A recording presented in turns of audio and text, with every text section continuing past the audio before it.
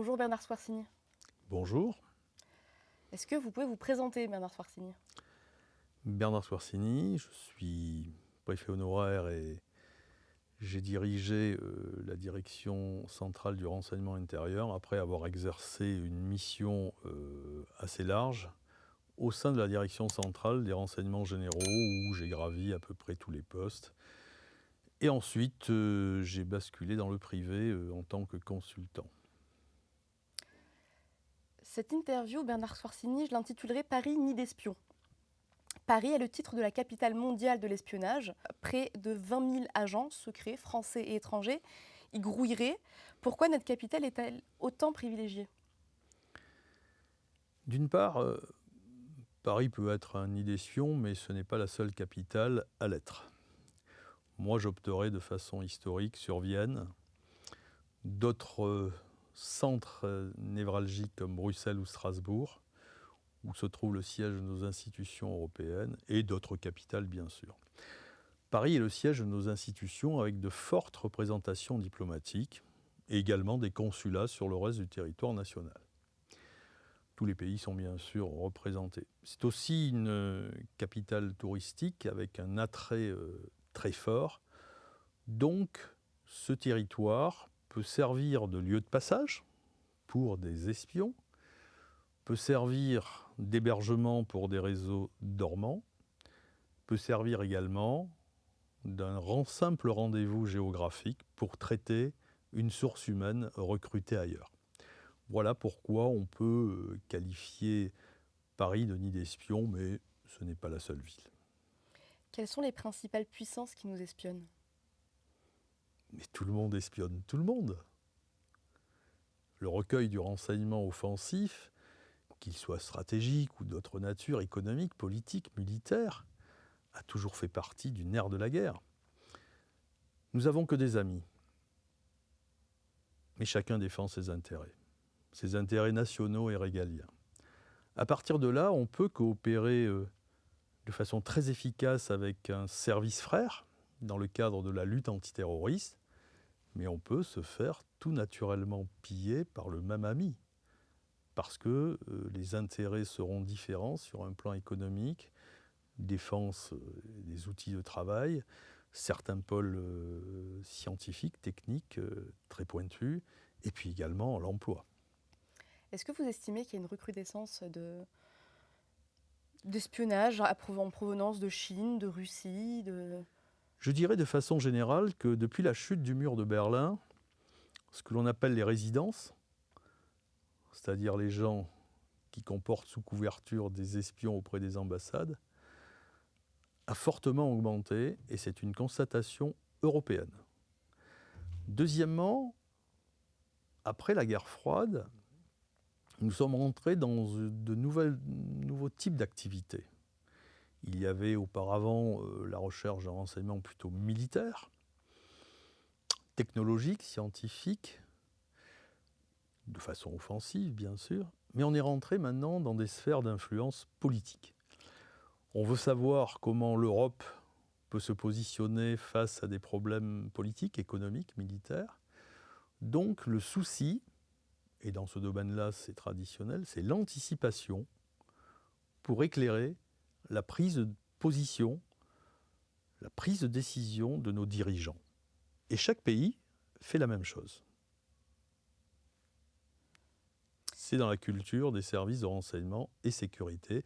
La branche espionnage ou contre-espionnage, la contre-mesure, est restée à un niveau très élevé et nous l'avons encore développé après la guerre froide. À la DCRI nouvelle, la DGSI, vous avez pu constater de l'espionnage russe, chinois. Est-ce qu'il y a des spécificités dans leur manière d'espionner, dans le type d'informations recherchées? Les méthodes restent identiques pour tous les services de renseignement. On peut détecter un profil intéressant une matière pour un pays qui est à la recherche de ce domaine d'activité.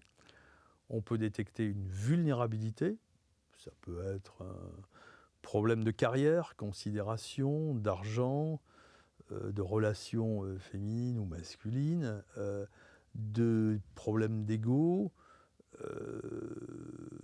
tout est possible. Aujourd'hui, les approches sont, je dirais, effectuées de façon chalutage. Le système harponnage arrive in fine lorsqu'on est sûr d'avoir ferré l'intéressé. D'où, concernant ces méthodes utilisées par les services étrangers, une forte sensibilisation de la part des services de renseignement sur tous les postes sensibles, stratégiques, de façon à ce que, lorsque les personnes occupant des postes clés ou traitant de domaines pointus sont approchées, ils viennent rendre compte au service, sous couvert bien sûr de la voie hiérarchique, tout le monde est dans la tuyauterie. Ça veut dire qu'on va accompagner le traitement de la source potentielle et l'agent traitant de façon à bien caractériser les éléments de l'infraction, qui est un délit de haute trahison, compromission en plus s'il y a de la livraison de documents classifiés. Donc, on accompagne, après cette sensibilisation et ces comptes rendus, jusqu'à la neutralisation de l'agent. Tous les agents de tous les pays opèrent de la même façon, il n'y a pas, je dirais, de différence. Sauf certains qui sont peut-être plus agiles, plus félins, plus rusés, par rapport à d'autres qui pourraient œuvrer façon gros sabot et qui sont plus facilement détectables. Mais ce sont des pays qui ont du chiffre, qui ont beaucoup d'agents à envoyer, et donc qui se soucient peu d'avoir des agents qui sont un petit peu brûlés. Les plus grosses affaires récentes en matière d'espionnage, ce sont des affaires de cyberespionnage. En 2013, Edward Snowden, qui a été très récemment libéré, ancien ex-consultant de la NSA, dévoilait, documents à la pluie, comment l'agence américaine a ciblé la France, ses institutions, ses entreprises et ses citoyens. Question, les Américains nous espionnent-ils plus qu'ils nous aident pour notre sécurité? Alors, vous savez, on n'a pas attendu Snowden pour savoir tout cela. Donc c'est déjà une première réponse à votre question. Snowden apporte quelque chose de plus. D'abord, Snowden était un agent qui formait les formateurs de la NSA, la principale centrale d'interception américaine, et qui, sur la base du Patriot Act, qui donne un cadre juridique énorme depuis 2001 et le 11 septembre, nous livre un petit peu à travers les archives de la NSA et les Wikileaks, tous les câbles diplomatiques, je dirais, des diplomates américains, une vision assez poussée de l'espionnage américain. Snowden connaît ses déboires, bien sûr, juridiques, c'est toujours en cours. Qu'est-ce qu'on apprend? Que les principaux chefs d'État européens ont été écoutés par la NSA et la CIA. Bon. On apprend que les diplomates déploient une activité très intense dans le domaine de la recherche et recueil du renseignement, mais également des appréciations sur toutes les rencontres qu'ils font auprès des ambassadeurs des pays alliés ou autres. Donc on a affaire à une grosse, je dirais, opération de recueil et d'espionnage au sens large, que ce soit en convivial ou en offensif. Alors effectivement, tout ceci a donné lieu à des explications de gravure, politiquement parlant, mais déjà, dans les années 1995, Charles Pasqua avait expulsé 5 diplomates américains. L'affaire aurait dû rester secrète, mais certains ont préféré en parler. Ce sont en général des dossiers qui se traitent, je dirais, d'État à État et sans les médias au milieu. De quoi s'agissait-il?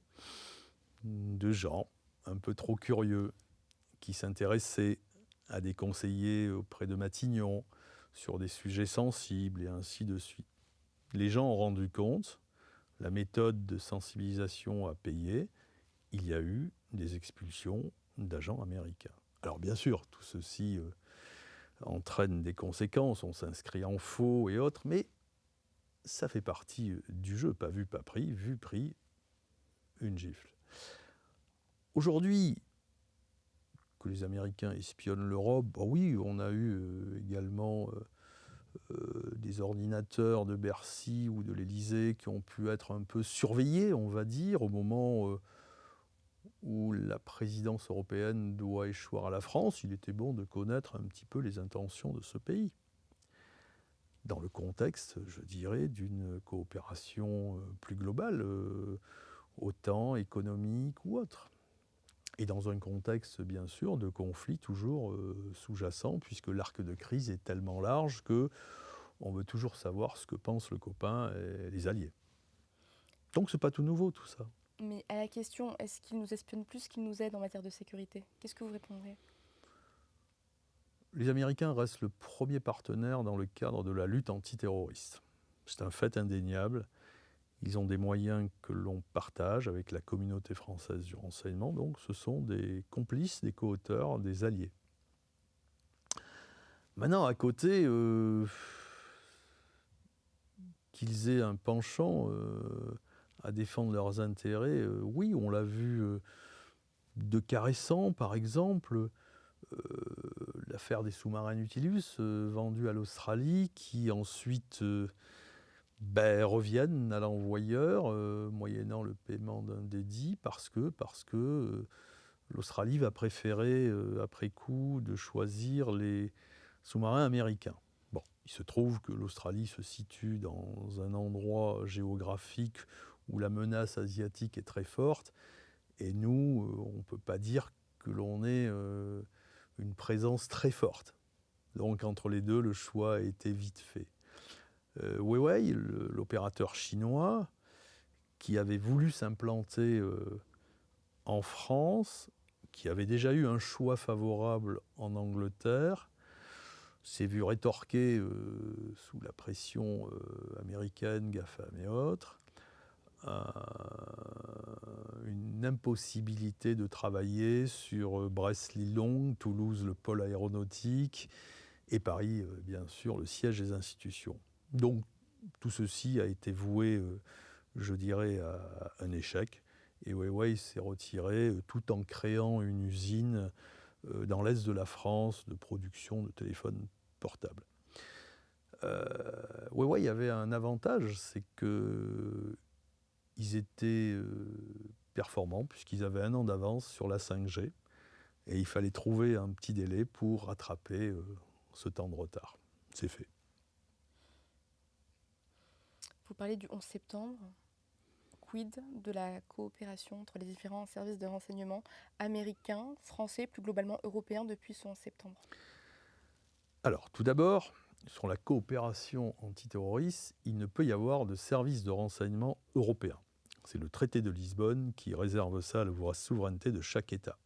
Il n'empêche que l'Europe s'est dotée d'un coordonnateur de la lutte antiterroriste, Gilles de Kerchove, qu'il y a un centre de situation, le CITSEN, et des experts nationaux détachés qui font remonter toutes nos analyses pour alimenter l'exécutif et le Quai d'Orsay européen. Ça, c'est le premier point. Nous avons, par le temps et l'expérience, créé des équipes communes d'enquête, tant sur un plan renseignement que judiciaire. Donc la coopération bat son plein, dans la mesure où, là aussi, les 27 services coopèrent entre eux, mais rien ne vaut le bilatéral. Concernant les Américains, dès le 11 septembre, et après une réunion à Londres à chaud, nous avons apporté notre contribution. La DST à l'époque avait sorti l'affaire Moussaoui et autres. Donc tout ceci est monté en plein régime, mais il y avait un petit hic, parce que quand même, dans l'histoire de la montée de l'islam radical et une doctrine des frères musulmans importés d'Égypte au Soudan, on a un rôle assez trouble des services américains et de l'AISI pakistanaise, le service extérieur pakistanais, qui ont créé de toutes pièces Oussama Ben Laden pour combattre les Russes en Afghanistan. 10 ans après, les Russes s'aperçoivent qu'il faut en finir Et les talibans se retournent contre les Américains et ensuite contre l'Europe et ainsi de suite. Pour devenir aujourd'hui, malgré toutes les neutralisations, les arrestations, se convertir en une espèce de djihad mondial avec des franchises de ci, de là. Donc nous coopérons, nous ne souscrivons pas bien sûr à toutes les réalisations américaines, mais la coopération reste à un excellent niveau. On revient à Paris. Les diasporas sont les cibles d'espionnage dans la capitale. Pourquoi est-ce qu'elles sont si intéressantes pour les services de renseignement étrangers ? Les diasporas, les opposants qui résident à Paris sont toujours restés un sujet intéressant pour tous les pays. D'abord, on est dans le pays des libertés et des droits de l'homme, donc chacun fait ce qu'il veut. Il y a une liberté de penser, donc les gens se sentent plus à l'aise pour exercer certaines activités, pour s'opposer à... Et donc, ça constitue pour tous les services, qu'ils soient méditerranéens, Proche et Moyen-Orient, ou européens, ou américains, ou autres, chinois, une cible intéressante. Et puis, vous avez la possibilité de faire pression sur les familles dans les pays d'origine. Donc, les services sont intéressés pour essayer de pénétrer ces milieux et en savoir plus. Alors tout ceci est quand même surveillé par les services, puisque là, recruter des sources comme ça sur le territoire national, c'est un délit d'ingérence qui est puni par la loi, et nous sommes là pour mettre en application la mise en exergue de ces infractions et déférer les gens à la justice.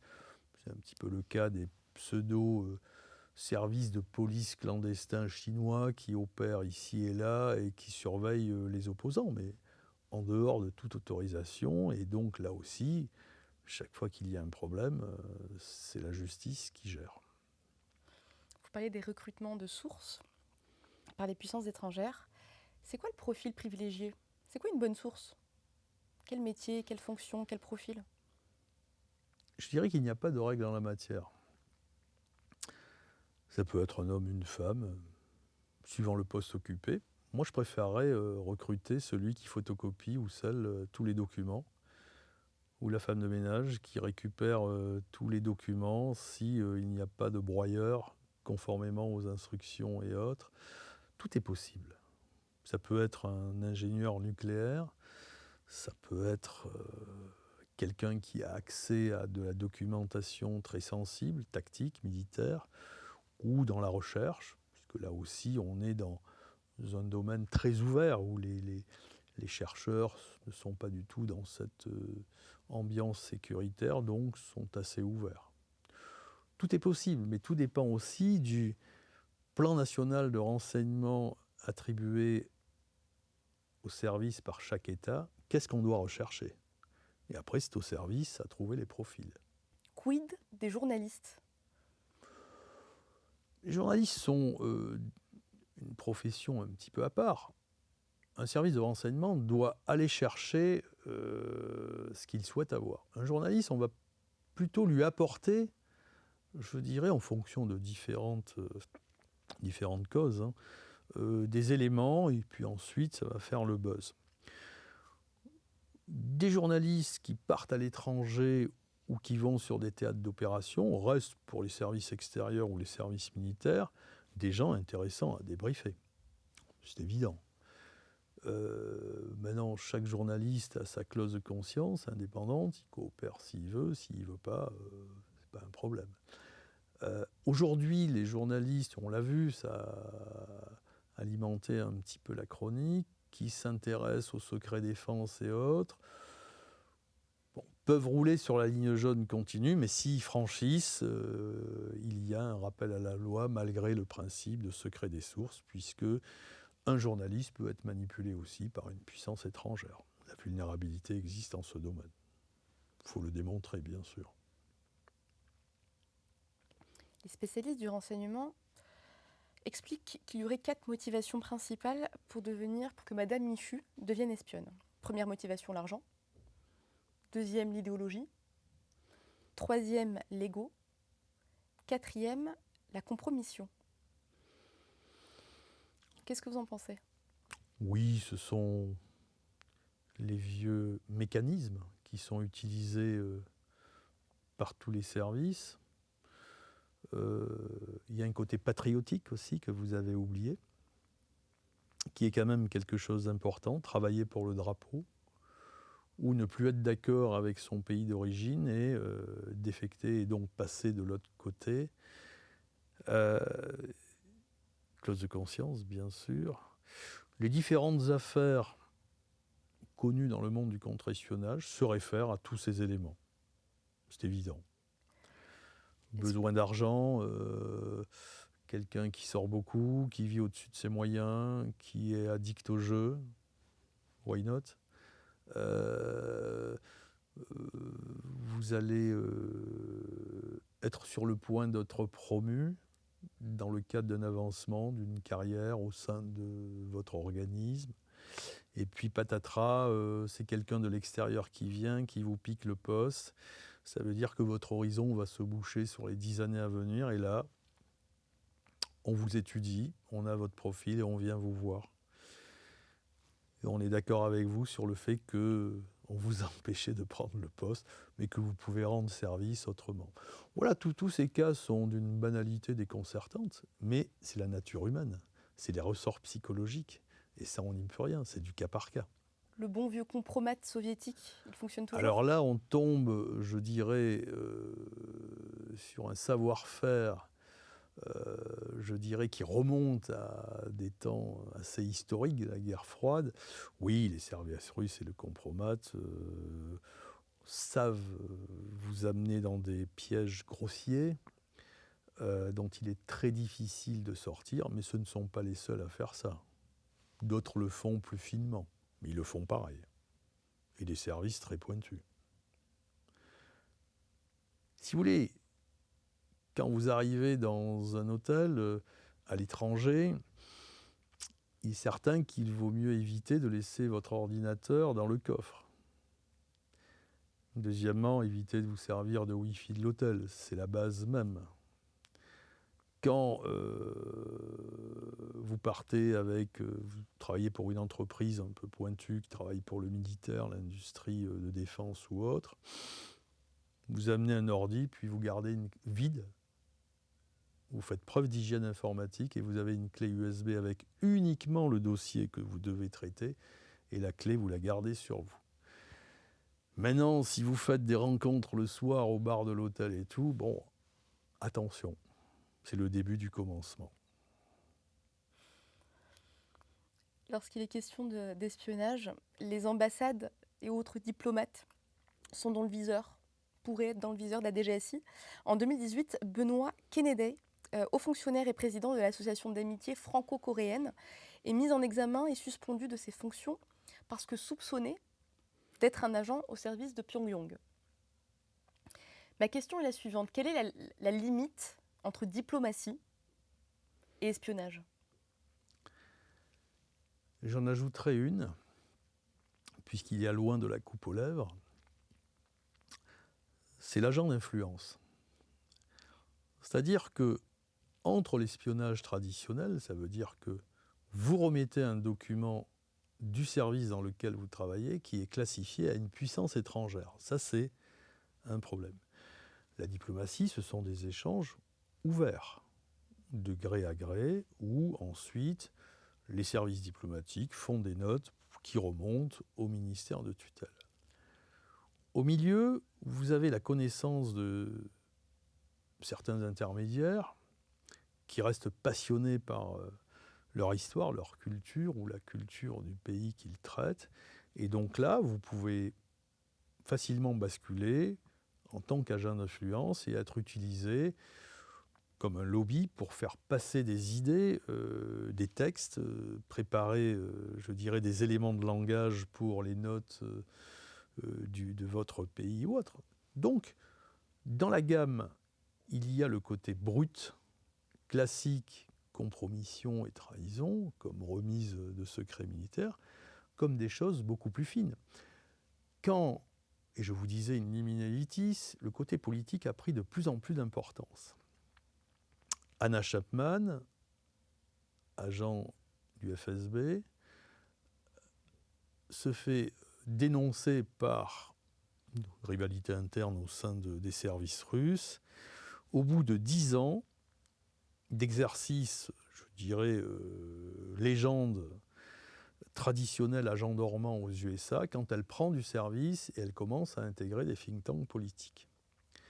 Bon, elle est donc arrêtée. Voilà, ils agissaient sous des couvertures de formation continue et autres.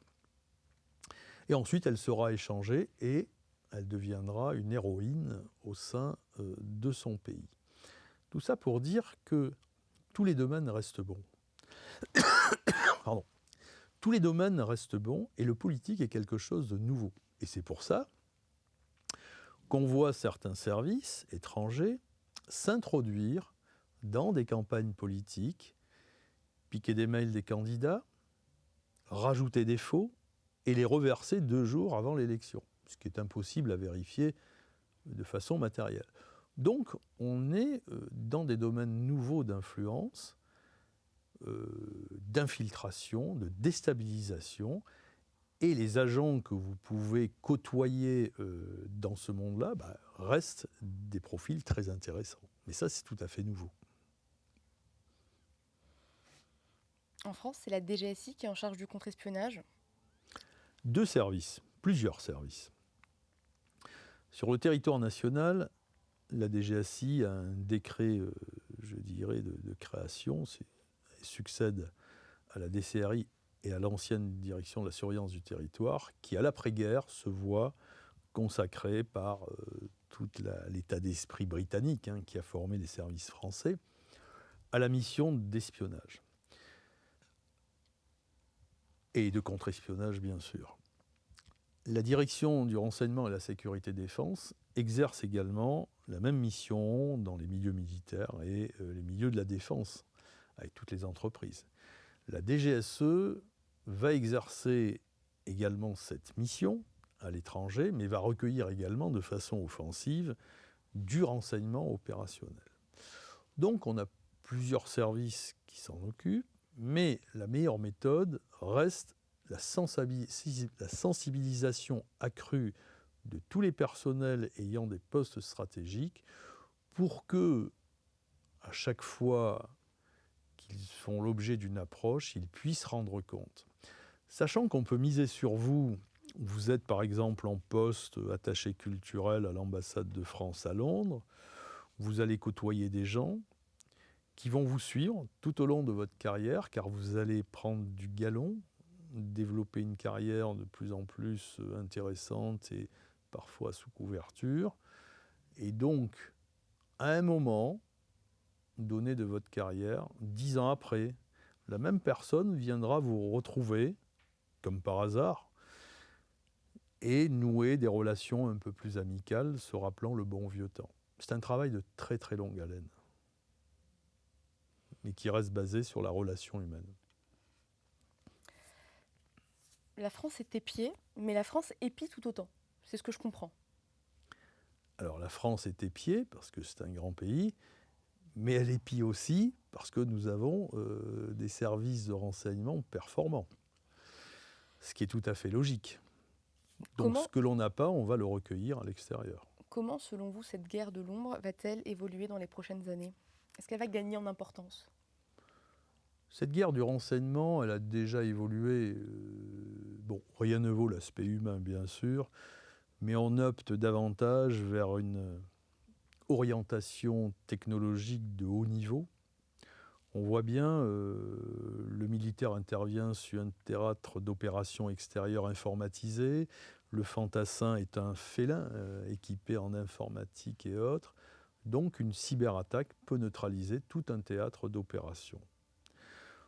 Aujourd'hui, l'espionnage se fait également en essayant de récupérer les codes de cryptage, des éléments, je dirais, tactiques intéressants. On est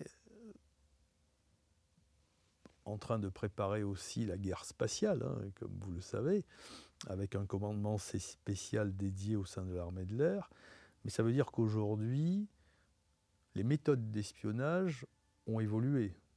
Si avant, les renseignements généraux faisaient des études d'environnement et des enquêtes sur les propriétaires de colombes, de pigeons, pigeons voyageurs, la colombophilie, c'est parce qu'on savait qu'ils servaient à transporter des messages.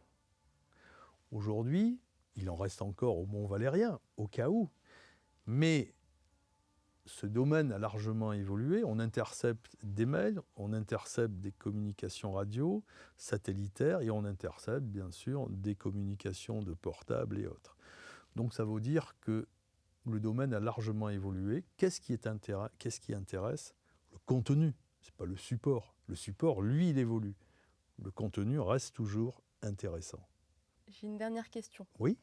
Selon vous, si vous deviez me classer le top 5 des meilleurs services de renseignement, des meilleurs espions, ce serait quoi? Historiquement, et sans trahir de secret, nos amis british sont de loin les meilleurs. Ils ont une culture particulière. Des agents du 5, du 6 ou des ambassadeurs, il y a une vraie culture que l'on mettra du temps à acquérir, mais bon, c'est comme ça. C'est historique. C'est James Bond, hein, pour ne pas le nommer, mais c'est vrai, c'est de loin ceux qui ont une finesse d'analyse, de recherche et tout. Bon. Les Israéliens ont été de tout temps assez performants parce qu'ils étaient en état de guerre. Je parle à l'imparfait. Peut-être qu'aujourd'hui, ça baisse un peu et qu'ils se font avoir. Les Américains ont d'énormes moyens aussi. Ils sont sur toute la planète. Ils ont des moyens énormes.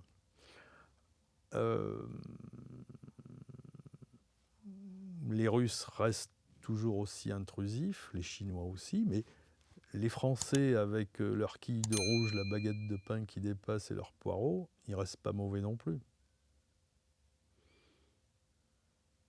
Merci Bernard Swarsini. Merci à vous.